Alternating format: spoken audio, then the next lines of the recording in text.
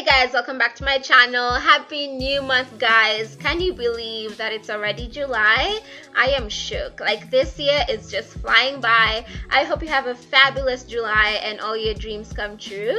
Anyway, today's video is a t-shirt transformation video, and I'm going to be transforming this men's t-shirt, which I got for $5 in the size extra large, and I turned her into a cute romper. I absolutely love how this turned out. Rompers are super easy to wear, and I think they're super fab, except when it comes to going to the bathroom, the whole shebang has to come off. But small price to pay for all this cuteness if you ask me. So you can style this different ways. You can wrap a flannel around your waist or throw on a denim jacket. It's all up to you. Super easy to put together. You can even wear this with jeans. I think they're super fabulous, and if you want to make one for yourself, let's get right into it. First things first, I laid out my t-shirt flat, and then I took a pair of tights I love the fit of. I folded this with the front bit facing up. That way I could have a template for the front bit of my shorts. I also had a pin marked in just because I wanted this to be the initial length of my shorts, but I decided to keep the original hem of the t-shirt because that made my romper look a bit more profesh, you know what I'm saying? So I decided to leave in the original hem, and in turn this made my shorts a bit longer than I wanted, but it still worked out fine. So just use the pants to make a template for the front bit, and then folding the pants with the back bit facing up. As you can see my pin clearly now. I'm just going to do the same thing, trace out the shape using a piece of chalk. That way we have two bits, the front bit and the back bit.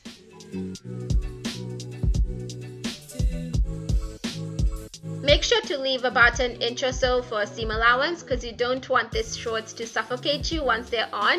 So make sure you leave a seam allowance, and after that's done, you're going to have two bits of fabric. I realized my line was not straight, so I went in and corrected that.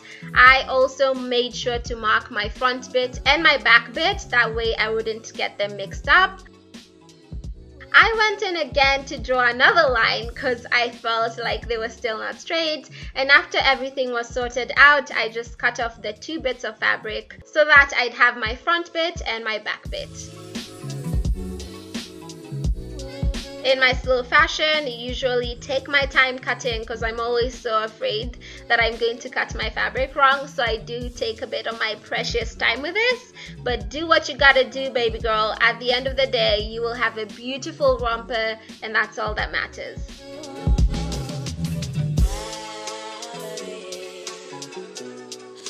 After everything was nice and cut out, I took off the excess bit of fabric. I also had this annoying seam on the side that I decided to get rid of, and I had my beautiful front and back bit to my shorts. So taking my front bit with the right sides kissing, I just aligned everything together. That way I could sew everything down and have a complete pair of shorts. So all I'm doing now is I'm making sure the fabric is nice and aligned, and then laying it to its side so that it would be easier for you guys to see and easier for me to pin it.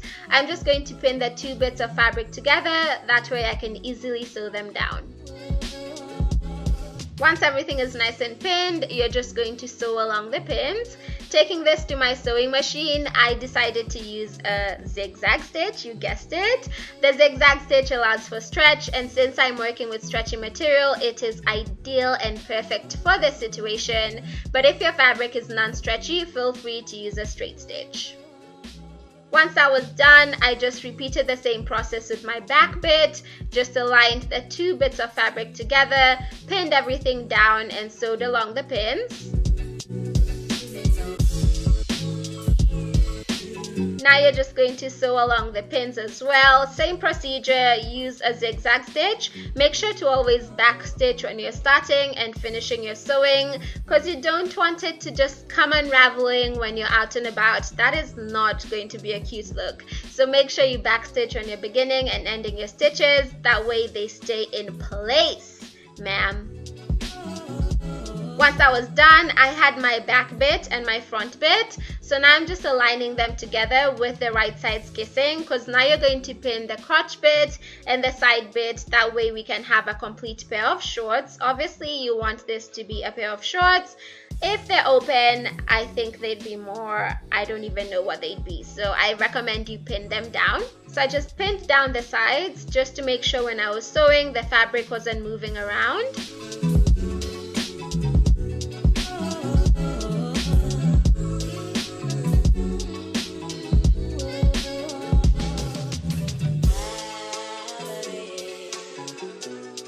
Now you're just going to sew along all the areas that are pinned down, and you're going to have a fabulous pair of shorts. Now we're going to move on to making the tube bit of our top. So I bought an extra large for this, and I wish I bought like an extra large, because at the end of the day I had very little fabric to work with. My tube top turned out a bit smaller than I expected, and initially I was going to do a strapless romper, but since I did not have enough fabric, I decided to add in the straps very last minute. Anyway, all I'm doing now is I'm cutting off the tube bit using a tube dress that we made in another video. I'm going to link it down below, and I'm just going to cut out the shape of a tube top. That way we have a nice tube part to attach to our shorts to make a romper.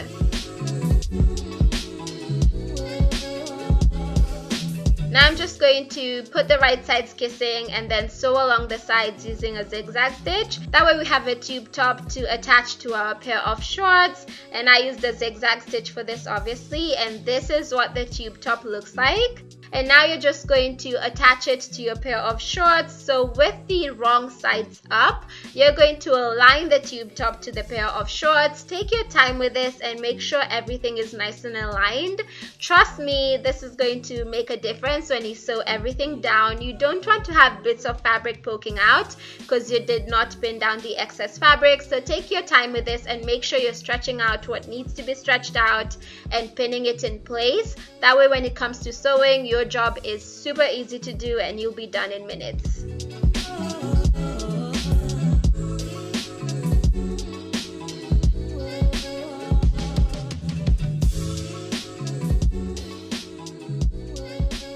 Now you're just going to sew along the pins so that when you turn this right side up, your romper is going to be complete. So now I'm just going to sew along the pins with a zigzag stitch, and I took my sweet time with this. I took out my pins as I sewed. I was listening to some music. I also tucked in the tube bit into my shorts, that way it wouldn't bug me as I was sewing. So I know you can't see it, but it's inside my shorts. That way I have a nice and even fabric to work with.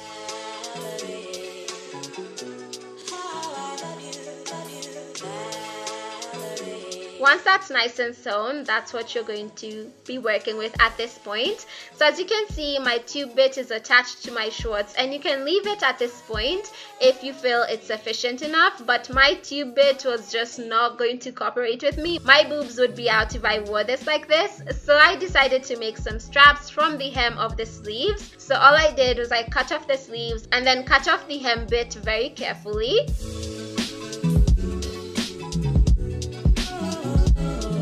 And I did the same thing for the other sleeve, that way I'd have two straps to work with. And now with my two straps, these were a bit thicker than I wanted them to be, so I decided to fold this in half and sew a zigzag stitch straight down the strap. That way it would be a bit thinner but still quite bulky, which is something I really liked. Because the sleeve hem is already quite thick, my strap was quite thick as well, which I really loved.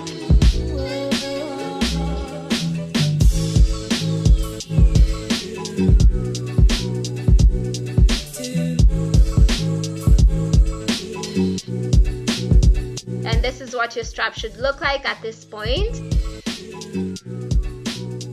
Now to attach this to my romper, I decided I'd have to do a rolled hem. This is because attaching a strap to a raw edge I thought would look a bit funny, so I decided to roll hem the top, attach the straps, that way my romper would look nice and finished.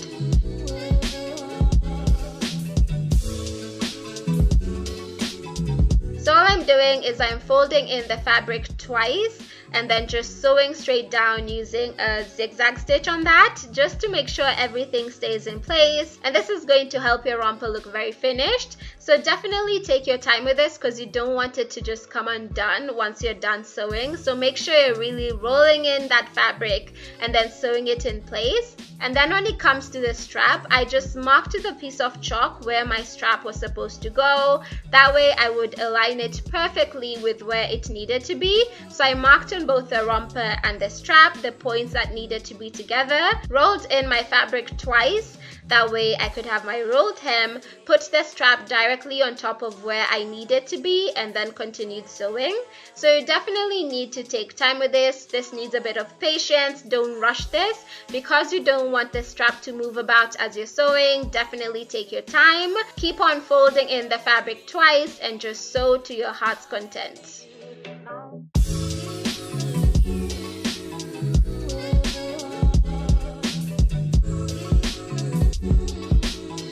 This just helps ensure that your strap is really stuck to your romper and it's not going to come undone at any point. You're going to do this for all 4 points of your straps, and once that is nice and done, you're going to have your strap firmly attached to your romper. Cut off the excess bit of fabric, and this is what your strap should look like. Once you've attached all 4 sides, you're done with your romper. I told you this was super easy to do. I really love how this turned out. I am so in love with this, and I've actually worn it out to the flannel and the denim jacket because I really love how cute and edgy that looks without trying too hard. I think rompers are super perfect for days you don't want to put any effort into your outfit. They're such a fabulous outfit for lazy days, so I hope you consider making one for yourself. Let me know if you're going to be trying this. I really love knowing that you guys will be trying my DIYs. I hope you enjoyed this video. Thank you so much for watching it. Make sure you leave a like, a comment. I reply to those as much as I can. Anyway, hopefully I catch you in my next video, which will hopefully be pretty soon. Until then, bye guys.